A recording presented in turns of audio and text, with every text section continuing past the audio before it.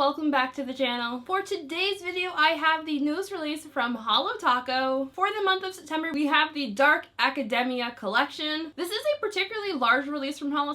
I generally find their releases are usually like 6 polishes or less, so I was very surprised to see 8 from them. If you are like me and are currently celebrating fall already, this release is going to be right up your alley. We have 3 creams, 1 Crelly, and then we have a mixture of shimmers, flakies, as well as a little bit of holographic. The Dark Academia collection is available right now on the Holo website, which I will, of course, I'll have linked in the description box. I did receive all of the polishes featured in today's video from the brand to share with you all. This video is not sponsored, and thank you Holo for sending these over to me, especially so early. I really extra appreciate that, and I'm sure you all really appreciate it too. The Dark Academia collection is not limited edition, and there is not a collection box to go along with this release. As always, in the description box, links to where you can pick these polishes up, links to the brand's social media pages, my social media pages, and of course, timestamps as well. Let's get into this video. The first polish we're going to be looking at is Foreshadow. I'll be doing some bottle shot comparisons for all of the polishes in this release to previous Holo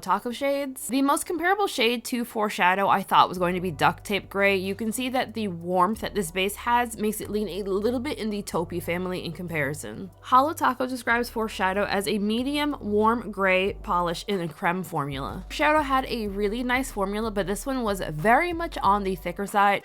Damn, boy, he's thick! It was thick enough that I kind of went back and forth on whether or not I was going to add some thinner to it, but that thickness also made this one a 1 coater on me. I do generally prefer my creams to be on the thicker side, so I actually really love how thick Holo creams are, but I also recognize if you don't have a great application style down for applying creams, you might struggle a little bit with the thickness. And of course, you can always add thinner to a nail polish that you feel is too thick for you personally. I didn't read the brand's official color description of this polish until after I had already swatched the polish. Depending on your lighting, this is going to lean a little bit in the taupe family with like a hint of brownness to it, I noticed. When I brought this one outside, it was very overcast, so overall a very cool tone lighting for natural light. And while the brand does describe this one as being a warm tone gray, I did not personally experience any issues with having lobster hands. My full hand swatches here show Foreshadow in 2 coats plus a glossy top coat, super easy removal, and I had no issues with staining. I wanted to compare Headhunter to some of Holo other kind of fall-ish kind of greens. Headhunter is the darkest of the bunch. Not so dark that it looks like it's a black base green, but dark enough that it's very different from the other Holo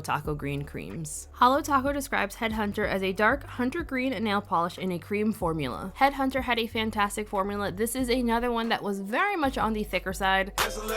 Not so thick that I opted to add thinner to my bottle, but I was this close to deciding to add some thinner to it. Because this one was so thick, I did find this one also to be a solid 1 coater on me, but my full hand swatches, as always, do show the polish in 2 coats. I don't know why I do this, but this is just something that I always do in my head. Whenever Holo releases a new cream, I always kind of think of what cream has been retired that this one is potentially replacing. So I kind of thought this was going to be super similar to Monstera from the Julian collab. The 2 polishes are not nearly as similar as I had expected them to be, honestly. As I said earlier, Headhunter is a fairly dark one, but even in low lighting, it still does not look black on the nail. And again, despite this one being on the thicker side, I did still find that it self-leveled really nicely. So that is Headhunter in 2 coats plus a glossy top coat. Once again, super easy removal and no issues with staining. I think for the people who struggle with color differences are going to have the hardest time justifying these 2 polishes. This next polish is called Ivory Tower, and it is not a dupe for Not Milky White. I found Ivory Tower is more of an off-white, and it leans slightly, and I mean slightly, towards the territory of like a tan. The name would suggest it's an ivory white. Then here it is next to See Y'all Later Chai, so you can see just how light it actually is.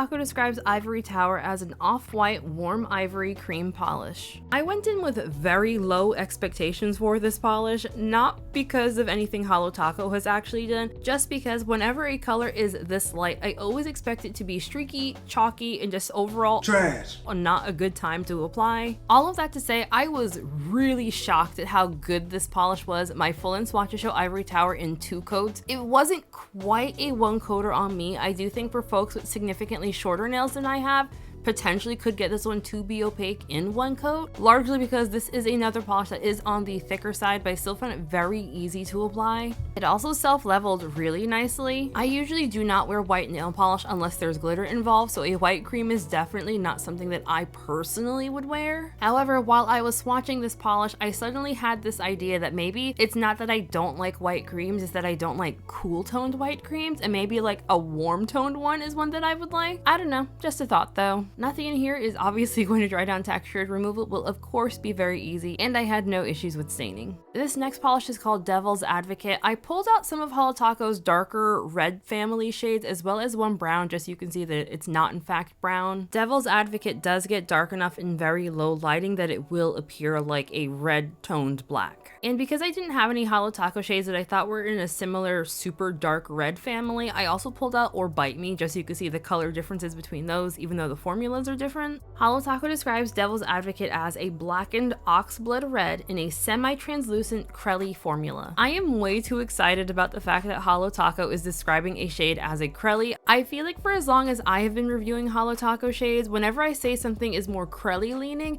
there's always one person that's like, if it was a Crelly, they'd say it was a Crelly. Huh? What? Oh.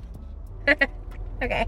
So I'm really glad now that we finally have Holo Taco acknowledging that Crellys do in fact exist. Because Devil's Advocate is in a more Crelly leaning base, this is going to be a 2 to 3 coater depending on application style and personal preference in my opinion. While I did find coverage to be fairly passable in 2 coats, I did still find that I had a couple of spots where I was like, oh, I can see like a little bit of lightness through there. I did not find Devil's Advocate to be on the thicker side like I found the creams to be for this release. I would probably put it in the normal category of not being too thick or too thin. Devil's Advocate is one of those shades where you really want to do careful application, not because the formula is difficult, but because it is so pigmented. Devil's Advocate is going to be a beast to clean out of your cuticle crevices if you end up flooding your cuticles with this one. I did find that Devil's Advocate dries down slightly dull, so you will want top coat for a glossy finish with this one. My full hand swatches show Devil's Advocate in 3 coats plus glossy top coat. Super easy removal. I did not personally experience any staining, but like this is likely going to be a stainer. Even though removal for this one is going to be very easy, I still would recommend the soak off method, largely so that you're not scrubbing the pigment into your nail bed as well as into your skin that could,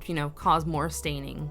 This next polish is called Silent Library. I thought the most comparable shade to this one in the Holo Taco lineup would be Blacklisted. While I wouldn't personally say Silent Library is a dupe for Blacklisted because in my eye you can definitely tell that this is a more blue toned color, I do also recognize that it's such a dark shade of blue that it kind of does look like a blue toned black. So final judgment is not dupes, fairly similar, and I could see why someone would say I already have Blacklisted, I don't need Silent Library as well. Official description from Holo Taco for Silent Library is as follows: a deep muted navy frosted metal formula with metallic silver flakes. If you are a fan of the frosted metal shades, you know that for whatever reason in videos and photos they just look Boring. For whatever reason, I have yet to figure out why they just don't photograph well at all, but for whatever reason they don't. I did not find for Silent Library to have that issue. I'll be honest, when I was swatching this one, I didn't even register it as being a frosted metal. I thought it just had silver metallic flakes. Looking at past frosted metal shades, I just feel like those had a lot more variety in the flakes than Silent Library does. And while I also recognize I'm probably nitpicking just a tiny bit, I just feel like it doesn't hit the same as the frosted metals. All of that is to say, and while I don't feel like this lives up quite to the hype of frosted metals, I do still really like how this one looks. Last shot you saw was the polish with a matte top coat, and yeah, this looks fantastic mattified. The formula for Silent Library was fantastic. It was a little bit sheer on that first coat, but I found it built up really nicely. I do think Silent Library is going to be a 2 to 3 coater depending on application style and personal preference. Technically, I probably should have gone in for 3 coats when I was doing my full hand swatches, but I was very committed to making this be a 2 coater, so I really kind of worked with the polish to cover up any kind of baldness towards the tips of my nails. Silver flakes in this polish will dry down fairly flat. They are not going to dry down textured like a glitter, so removal won't be overly difficult, just fairly messy. Also, I just wanted to do a really quick side-by-side of like what I think of as a frosted metal shade and then Silent Library. I just find that Silent Library doesn't look quite as metallic-y as some of the past frosted metals, but I also recognize it is still very frosty and metallic. This next shade coming up is called Inkwell. I I honestly couldn't think of what Holo Taco has released that was similar in finish to this, so I just grabbed things that were similar in color. And when I say similar in color, I mean that very vaguely. Holo Taco describes Inkwell as a blackened sepia bronze with a micro shimmer formula. In my opinion, this looks very much like a black base with a very bronzy shimmer that makes the polish look more brown toned. On the first coat, I could kind of see how this one started out as a brown, but I feel like they added so much black to it that like it seems that the bronziness from the shimmer is what's giving you the brown look on the nail. Formula on this one was also fantastic. A little bit on the thicker side, but the kind of thickness that adds to opacity. Gonna call this one a 2 to 3 coater, depending once again on application style and personal preference. My full hand swatches do show Inkwell in 2 coats, however. This is another one of the polishes of the collection where I was super committed to making it be a 2 coater on me, so I did work with the polish quite a bit trying to make it be opaque in 2. Here in the shade just how dark this polish looks in low lighting. Like that pretty much looks black. In here is going to dry down textured. You don't get any brush strokes through the shimmer either, by the way. I did not personally experience any staining, but I always caution, you know, wear base coat anyway. It just dawned on me while editing this that someone might be curious at how this one compares to Mooncat's Dark Horse. Dark Horse has a significantly lighter base color, and I also find that the shimmer has a very slight color shift as well. Next up we have Ivy League. I honestly was stumped at what to compare this to, so I just pulled out Fairy Tale. Fairy Tale is a magnetic and quite a bit darker, so not really that comparable in my mind, but I know some of y'all see those two and like, oh my god, they're the exact same polish. This comparison is for you to show you that they are not in fact the exact same polish. A shade of it all. The official description for Ivy League is a deep blackened green jelly base with warm green shimmers. Ivy League also had a fantastic formula. This one does have a bit more of a sheer base in comparison to the last shimmer. I will call this one also a 2 to 3 coater. For my full hand swatches, I was not able to get this one opaque in 2, but I think for those of you with shorter nails, you definitely could. So my full hand swatches do show Ivy League in 3 coats plus a glossy top coat. For those of you who are very seasonal in your nail polish wearing, I feel like this would work really well for both fall as well as the holiday season. Throw some gold glitter on this one and boom, Christmas. However, I do feel like with my current nail shape and length, this is just screaming like witchy Halloween vibes. While I did not really see any nail line with this one in 3 coats, I feel like my camera is picking up some very, and I mean very slight visible nail line. That is something to note if you have longer nails and opt to go in for 2 coats. That is Ivy League in 3 coats plus glossy top coat. Nothing in here is going to dry down texture. I will caution against staining, so make sure to wear base coat. Removal will not be overly difficult, but the little shimmery sparkly bits that kind of look like glitter but aren't glitter will make removal fairly messy. I forgot where I saw this, but somewhere on the internet somebody was wondering if this polish was going to be similar to Zoya's Clarice from their holiday collection from 2 years ago. Clarice has a very smooth shimmer in it, and the shimmer also has a purpley kind of color shift. This next polish is called Secret Society. I was once again really stumped at what to compare this to because I didn't feel like Holo Taco had any base colors that were that similar, so I opted to go with some of the Holo Taco grays that also have shimmer and holographic. However, Secret Society has a bit darker of a base color, and it also leans in this kind of weird brownish, greenish, grayish category. I'd honestly put this in the Prugly category. I'm gonna be super curious to see how this one performs, just because like for whatever reason, Holo Taco fans don't seem to like Prugly nail polish. The official description for Secret Society is actually a grayish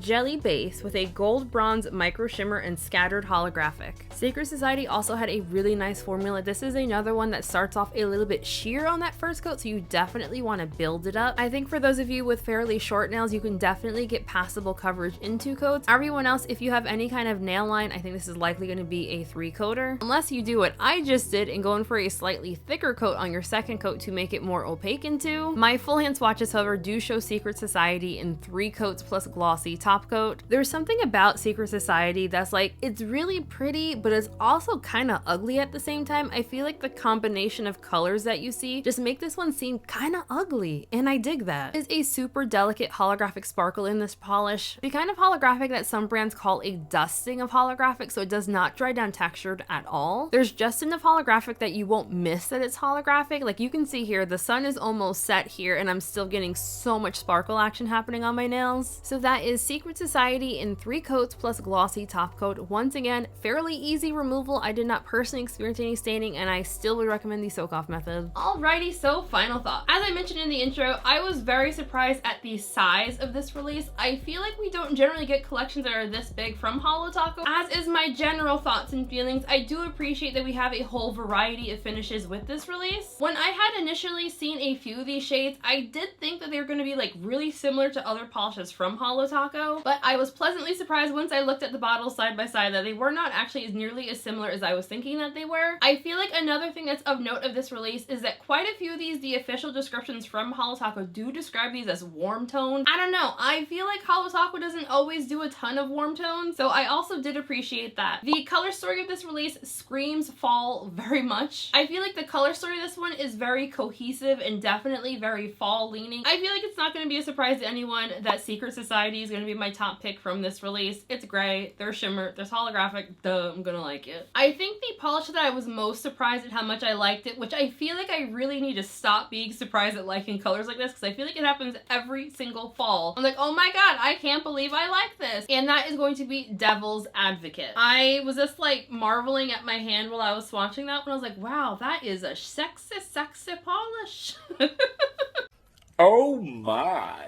I don't know, I just thought it was really nice. If you are new to Holo Taco, Holo Taco is a US-based boutique brand. Their polishes are in 12 ml bottles. They are 10-free, cruelty-free, as well as being vegan-friendly. As far as sale information goes, all the polishes in this release are priced between $12 and $14 for 12 ml bottles. If you want to pick up the entire collection, that will be priced at $97. I did get a little info card from Holo Taco, and it looks like on top of the listing that's going to have all 8 shades, there also will be 2 other bundles. The first bundle is going to be the undergrad bundle, and that's going to feature all 3 creams plus the Crelly. And then we're also going to have the grad school bundle, which will feature all of these specialty shades. I do not have any pricing information on how much those bundles will be. I would love to know what everyone else thought of this release. Are you planning on picking it up? Have you already picked it up? You know the drill. Let me know all your thoughts and feelings. I also want to know, are you ready for fall? I feel like ever since I started blogging and swatching nail polishes, my grasp on seasons has skewed quite a bit. I feel like for me, I start swatching fall collections sometime at the beginning of July. So I am like done and over with summer by July, and I'm ready for fall starting there. And then by the time fall officially comes around, which I think is like September 21st, I think is the official first day of fall, I'm already thinking winter collections at that point. My brain is a little bit skewed on seasons, but I'm 1000% here for fall. Before we end today's video, I do want to give a very special shout out to my channel members. Shenanigang, just thank you guys so much for the love and support. Names, of course, all on the screen right now. I have a link for my channel memberships in the description box, or you can click join next to the subscribe button. If you are new to my channel, I would greatly appreciate if you hit subscribe, by the way. And if you like seeing my mug on your feed, I also have a second channel where I upload all of my non-nail polish content. Feel free to give that channel a subscribe too if you like the nonsense. So just thank you all for joining me for today's video. I hope you enjoyed it. Hope everyone has a fantastic week, and I'll see you in the next one.